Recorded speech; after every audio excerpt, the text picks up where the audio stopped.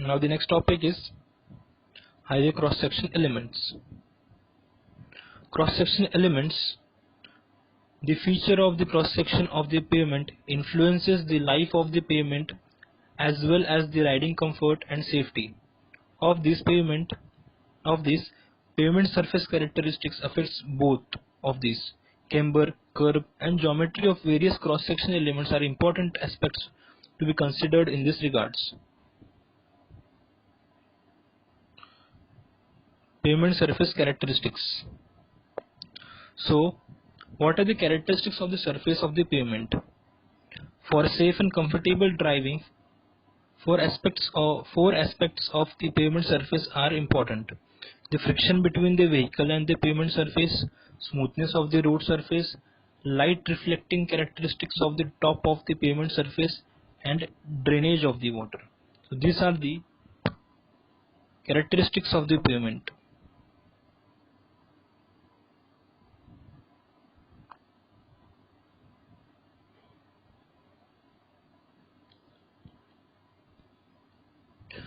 The next topic is friction.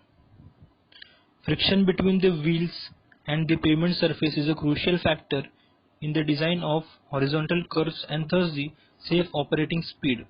Further, it also affects the acceleration and deceleration ability of vehicles. Lack of adequate friction can cause skidding and slipping of the vehicles. When a vehicle sees any hazardous object and a driver applies brake, then the friction comes to take role. If the road is wet, then the friction is less, and due to the less friction, the vehicle will cover more distance and the situation will become worse. And if the pavement surface is dry, then the vehicle will stop much early as compared to the wet road surface. So friction plays an important role in the design of the highway. Based on this, the acceleration and deceleration ability of the vehicle also depends.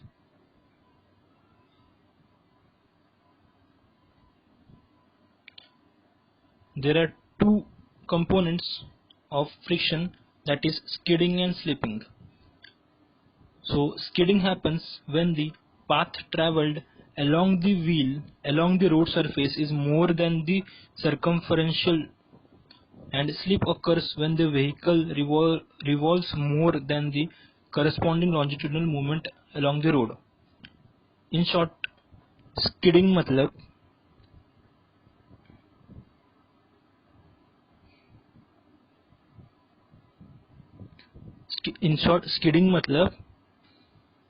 कि vehicle wheel is not rotating, but the vehicle is traveling the path. And slip matlab vehicle is at a stagnant portion, but the wheels are in motion.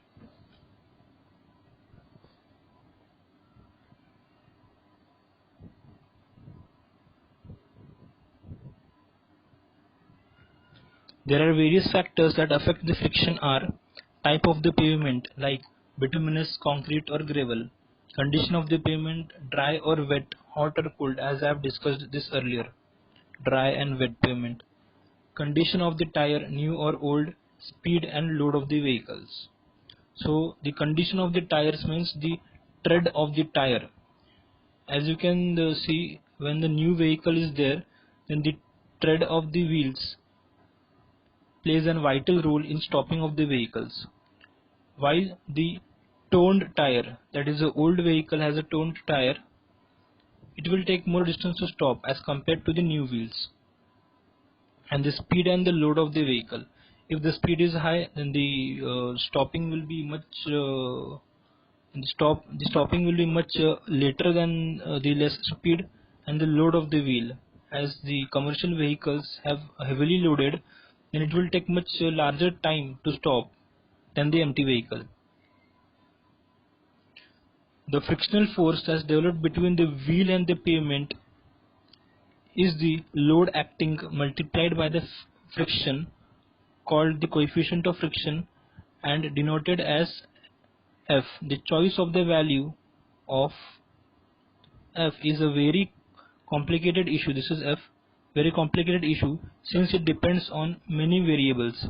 IRC suggested the coefficient of longitudinal friction as 0.35 to 4 depending on the speed coefficient of lateral friction of 0.15. The former is useful in side distance calculation and later in horizontal curve. So friction. Friction is nothing but the frictional force divided by the weight of the vehicle. This is a simple definition of friction. Another definition you can see is F is equal to A by G. This is acceleration or acceleration or deceleration of the vehicle, and this is the acceleration deceleration of the vehicle, and this G is gravity.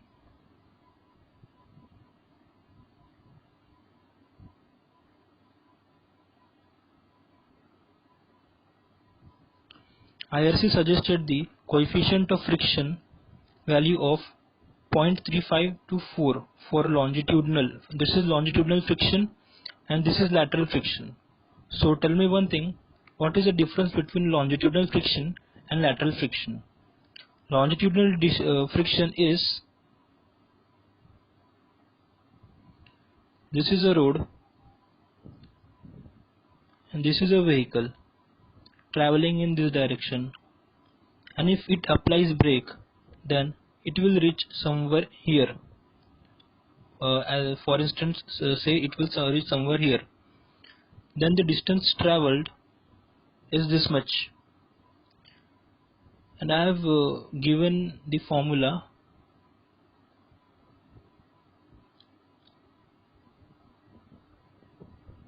F is equal to frictional force or the deceleration force upon the weight of the vehicle. So while traveling in the longitudinal direction, the force is applied is deceleration force and the weight of the vehicle, and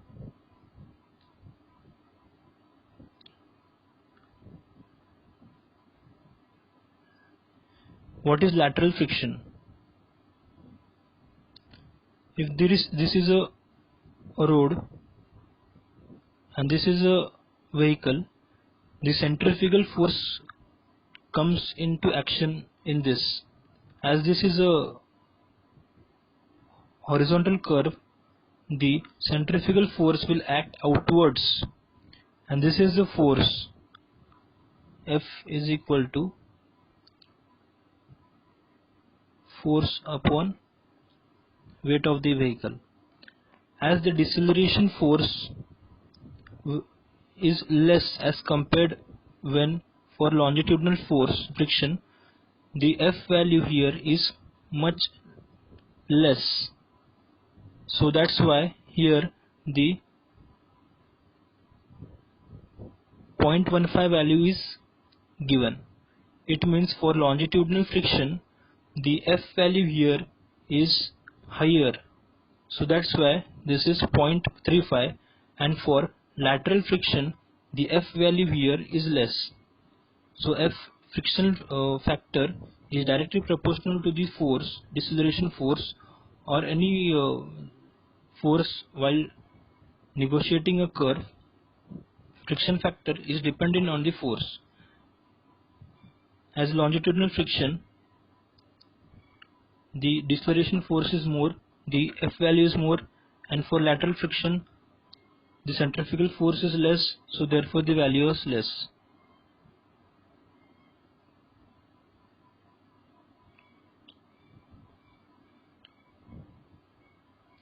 The former is useful in side distance circulation and later in horizontal curve design. The next topic is unevenness, which is expressed in mm per kilometer.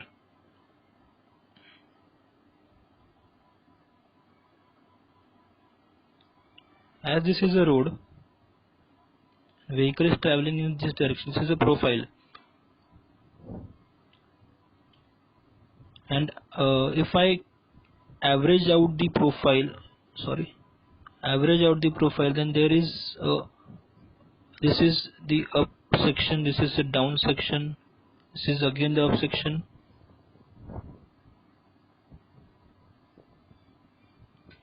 The unevenness, this is the unevenness, that is ups and downs in the road. This is the unevenness which is expressed in mm per kilometer. It means in 1 kilometer, how much mm there is ups and downs. This is simply known as unevenness index.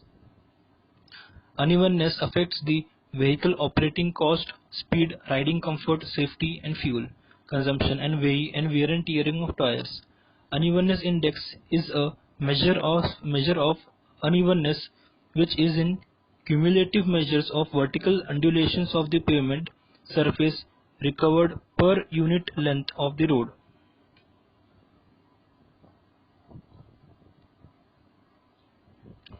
An unevenness index value as given in the IRC are: if it is less than 1500 mm per kilometer is considered as good, and if it is between 1500 to 2500 mm per kilometer, it is satisfactory, and if it is greater than 3200, then it is uncomfortable for a 55 kmph, and this is for 100 kmph. Pavement surface condition is measured by bump integrator in terms of unevenness index.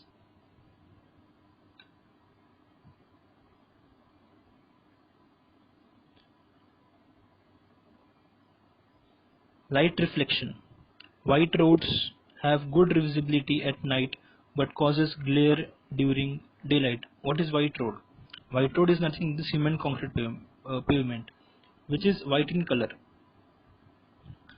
White color is good visibility at night, but for daytime it is a glare, that is a shiny and it will shininess appear on the surface of the road. And black road has no glare during day but poor visibility at night when the surface is wet. Concrete road has a better visibility and less glare. So that's why concrete road is preferred and constructed all over the India. Now in Pradhan Mantri Gram Sadak Yojana, concrete road is much preferred than the bituminous road, since it has a better visibility at night and there is less glare during day.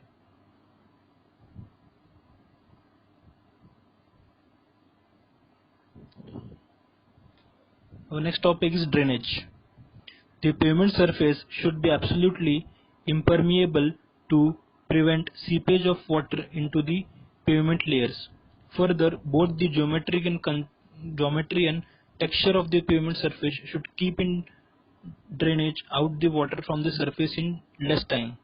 Drainage is very important while construction of the road, because if the rainwater percolates into the road, it will deteriorate the crust of the road. So drainage is necessary to dispose of the rainwater to a particular structure, that is MNB, minor bridge or any pipe culvert.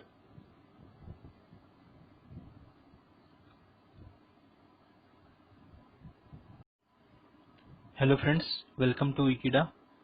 Our topic is width of carriageway.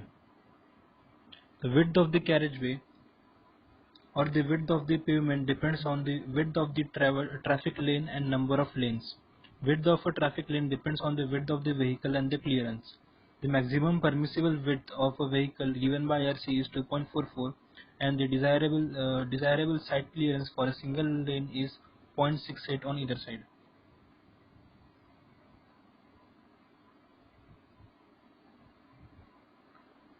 The required minimum lane width is 3.75 meter for a single lane road, and for the double lane, however, the side clearance required is about 0.53 meter on either side and 1.06 in the center.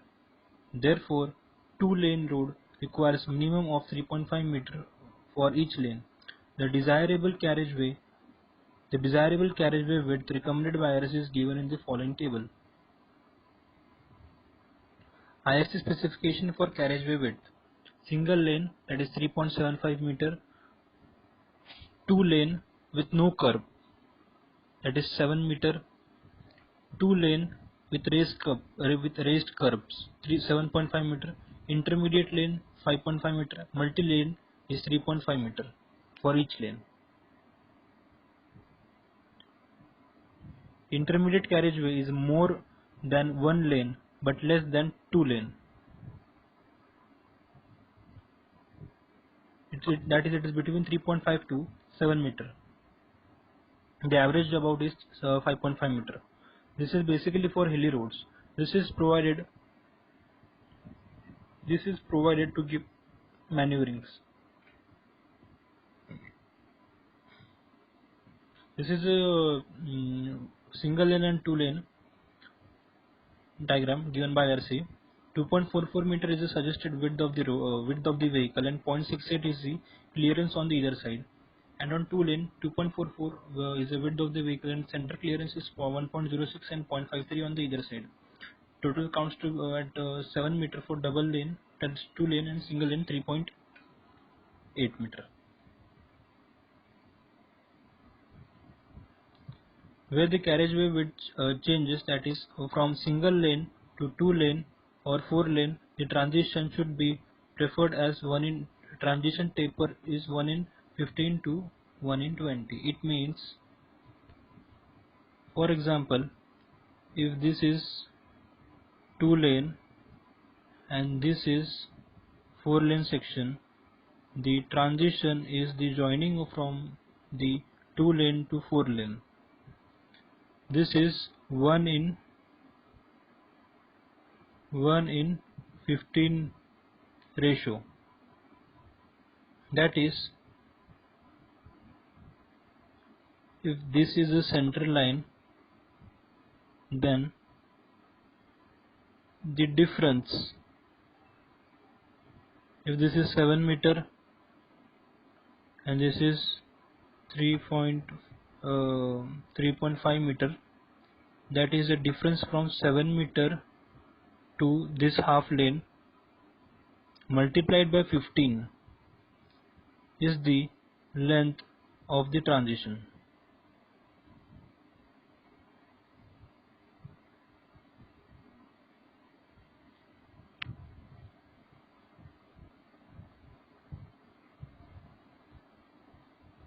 And the next topic is traffic separator or median. The main features of traffic separator is to prevent head-on collision between the vehicles moving on the opposite direction on adjacent lane.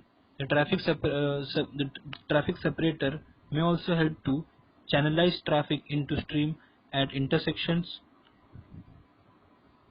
shadow the crossing and turning traffic, segregate slow traffic, and to protect pedestrians. The traffic separator used may be in the form of pavement marking, physical divider, area separator may be medians, dividing island, or parking strips dividing the two lanes of desiring flow.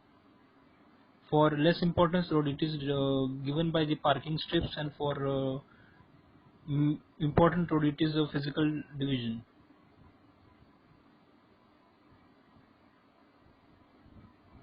The IRC recommended a minimum desirable width of 5 meter for median of rural highways and 3 meter, and which can be reduced to 3 meter where land is not available. On large bridge, the width of the median may be reduced to up to 1.2 to 1.5 meter. The median should normally be of uniform width or a particular on a particular road, but where width is unavoidable, the transition of 1 in 15 meter or 1 in 20 meter must be provided. Same like transition from 2-lane to 4-lane. On urban highways with 6 lanes or more, median should be invariably be provided. The available minimum width of the median in urban area is 1.2 meter and desirable is 5 meter. Here you can see this is a road with the raised curbs. This is the footpath and this is a traffic separator. As compared or as by the proportion, you can see it is about 5 meter as compared to the road.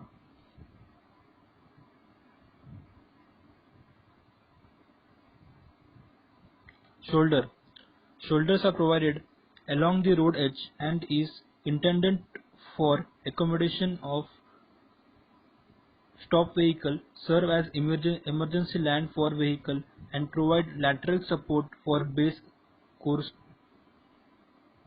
surface course. The shoulder should be strong enough to bear the weight of the fully loaded truck even in the condition.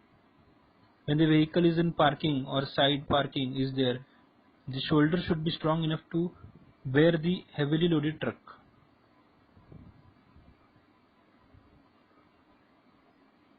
Right of way.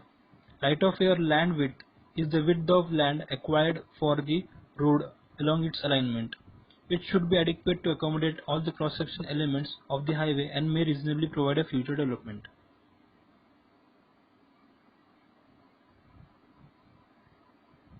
In order to prevent overcrowding and pressure, sufficient space for future road improvement, it is advisable to lay down restrictions on building activity along the road.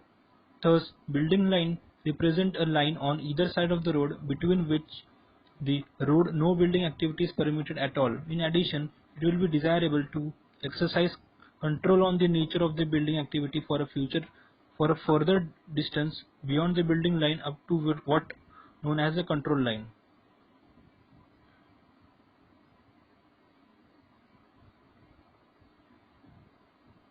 The right of way width is governed by width of formation.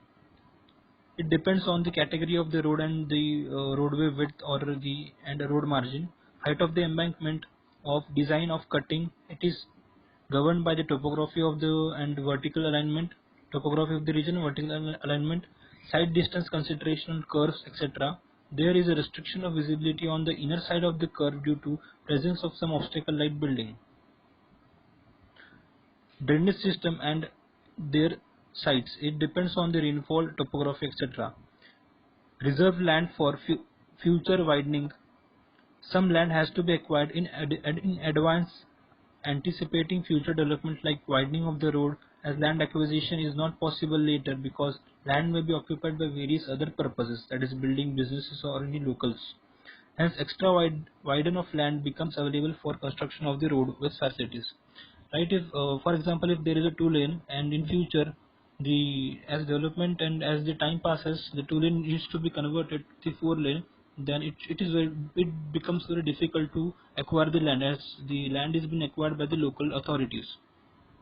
So the land acquisition is done or the RW is fixed by considering the future development of the road. Recommended land width for different classes of the road. These are the road classification and these are the plain and the rolling terrain. These are the open area, built up area. This is taken from IRC 38. For national highway it is 45 and the range is 30 to 60. Major district road it is 25. For ODR it is 15. Village it is 12. And for built up area where the restrictions are there, the NH and SH have a land width of 30, MDR is 20, other district road 15 and village road 10. For mountainous and steep terrain, for open areas it is 24, MDR it is 18, ODR it is 15, village it is 9. For built up area it is 20, MDR 15, ODR 12, village 9 meter.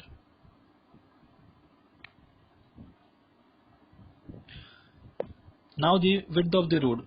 Width of formation for various class of the road, NH, MDR, ODR and VR. For plain and rolling terrain, NHSH has a width of 12 meter, MDR 9 meter, ODR 7.9 to 7.5 to 9 meter, village 7.5 meter. And for mountainous and steep terrain, it ranges from 6.25 to 8.8 meter. Single lane it is 6.25 meter and double lane is of 8.8 meter. And for MDR 4.75 and ODR 4.75 and VR 4 meter. These all are single lanes in mountainous and steep terrain.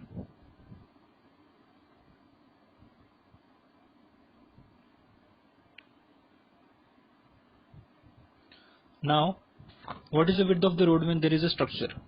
For culvert up to 6 meter in plain and rolling terrain, the overall width or on culvert should be measured from outside to outside of the parapet wall should be equal to the normal road width as given in the table. And for bridge section greater than 6 meter, the clear width of the road between the curb should be as under. For single lane it is 4.25, two lane it is 7.5, multi-lane it is 3.5 meter per lane, plus 0.5 meter for each carriageway. At causeway and submerged bridges, the minimum width of the roadway between curbs should be 7.5 meter, unless the width is specially reduced by the competent authority. Causeway means this is the road, these are the number of these series of pipes, and this vehicle is traveling here.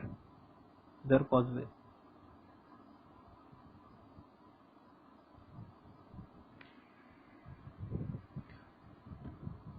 As shown in the figure, this is the carriageway where the vehicles are actually plying, and this is the width of the formation, which includes the shoulder.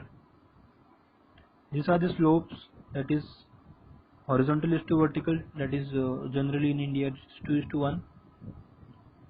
From here it is right of way.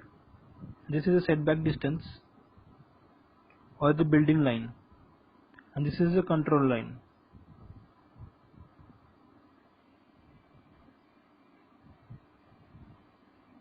Thank you. Thank you for watching, and please subscribe Wikida.